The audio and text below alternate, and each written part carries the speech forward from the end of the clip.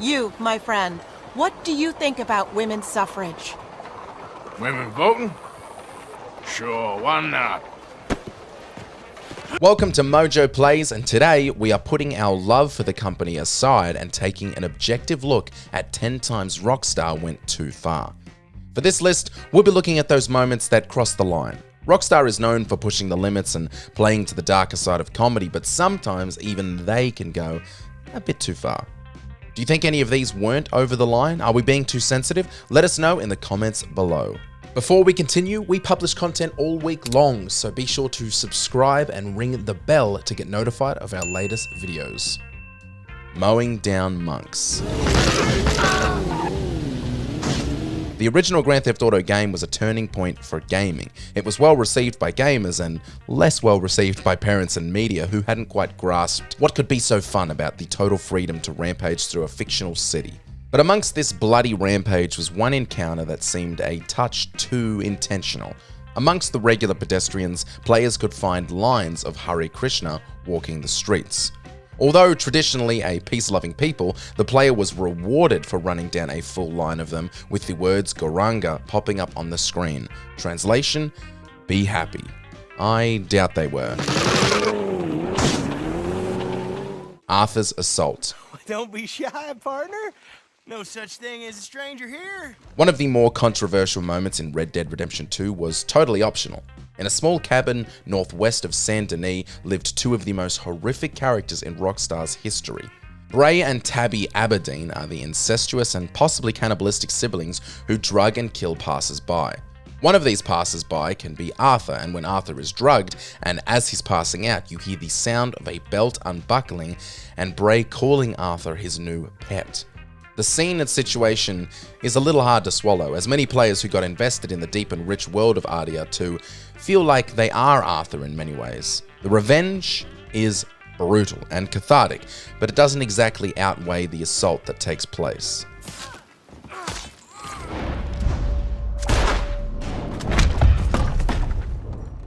Trevor's rampages. There's one thing I cannot stand. It's post-ironic hipsters. One of Trevor's individual mission types in GTA 5 is his rampage missions, where he is set loose and challenged to gun down as many incoming groups as possible. Groups like hipsters, hillbillies, and soldiers. Although the player can partake in this kind of activity themselves at any time while free roaming, there is something slightly off-putting about missions designed for player progression that feature a lone gunman mowing down civilians in public. Honestly, this entire list could probably be filled with Trevor moments, but this one in particular did make a few people a little uncomfortable. Rockstar apologizes. Here is an entry that Rockstar uncharacteristically apologized for. The goal of the GTA games is to make the world feel as consistent and real as possible.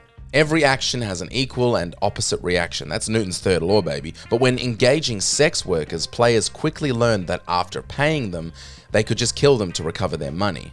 I'm sure we don't need to explain why including such a specific and targeted function into the game would cause some upset, but if you're treated with a reward for performing an action in-game, some people feel like devs have to take responsibility for what those actions and rewards are.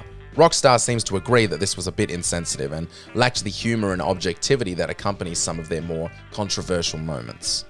Cease and desist. This entry isn't related at all to game content, but instead to possible corporate greed and lack of community understanding. Take-Two, the company who owns Rockstar, sent a cease and desist letter to Open4, the backbone of almost all GTA 5 mods, and declared modding illegal. The reason for this isn't exactly clear, with most assuming it was because they wanted to make extra money through online DLC and microtransactions by limiting the external creativity of the community. No matter what the reason, it was a real slap in the face for gamers who'd been enjoying their game freely with mods like most other PC games. Take-Two, more like Take-Poo, got him! Manhunt. Here's an entry that speaks for itself. Manhunt was a game that, as a whole, quite possibly pushed it a little too far. The game was banned in multiple countries that don't usually ban games. The game featured gratuitous violence and in particular some incredibly graphic execution scenes. Is it gratuitous for the sake of gratuitous? Sure. Does it have its place in modern gaming? I guess so. Did it make me scared of putting plastic bags anywhere near my head? Yes, it certainly did. Manhunt. Hot coffee. Even GTA knew they'd pushed it a bit too far with this minigame because they pulled it from the final product. But in the original release of GTA San Andreas, players unearthed and recovered some files and code in the game's data that featured the minigame. In the minigame, CJ would engage in intercourse, with the gameplay being similar to the rhythm dance minigame and the lowrider hydraulics minigame. Modders pulled the files and re-released it as a mod, and Rockstar had to suspend all production of the game in order to patch out the files. That's an expensive cup of coffee. Massive oversight. You, my friend, what do you think about women's suffrage? Women voting? Sure, why not? Oh my good lord. Dorothea Wicklow is an NPC in RDR2 that can be seen outside the Taylor in Saint Denis. She is an outspoken activist for the women's suffrage movement, and during the hours of 12 till 6, she is rallying alone for women's voting rights in the street. She can also, like all other NPCs, be beaten, killed, and harmed.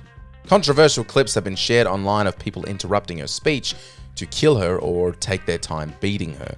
The clips are so frequent that she's become quite popular simply from those videos. Although the game is open world and the atrocities are spread over the entire plot, it is a massive oversight for Rockstar to include this character in this context without assuming many players would do the worst and then share it around.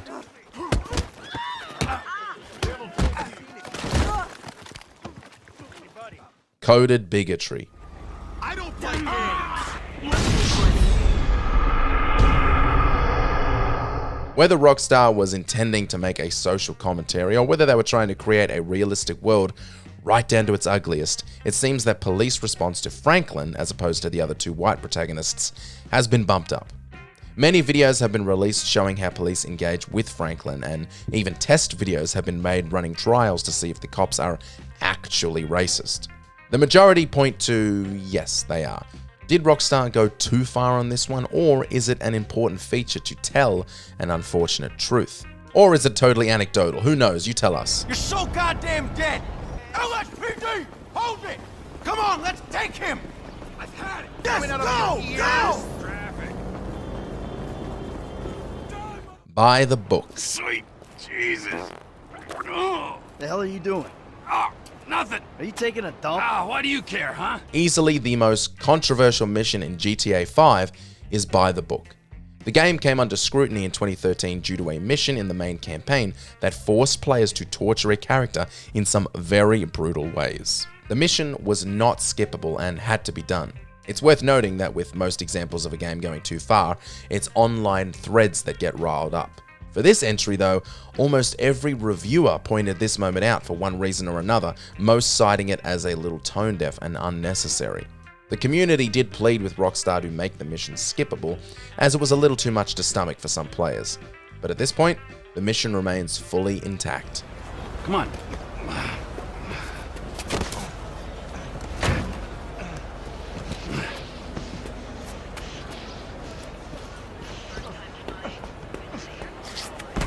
Did you enjoy this video?